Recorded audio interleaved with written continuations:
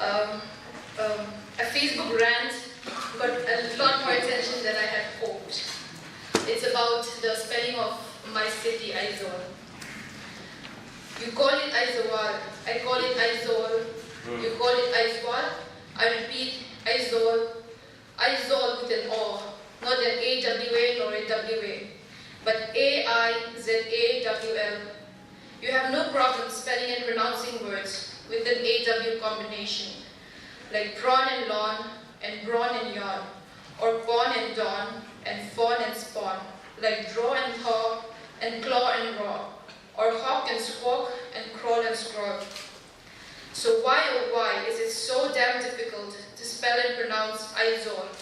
For an anglicized instruction, you start out with an AIZ, like in maize or braize. You follow it with a clear A, W, and an L, like how you say brawl or shawl or trawl. My city has a name with a meaning that changes when you say Aizawl or Aizawl, a meaning that disappears with the simple switching of two letters, or the addition of an extra one.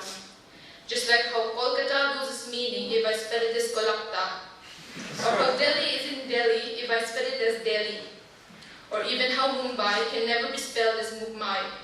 Once again, it's A-I-Z-A-W-L, Aizawl.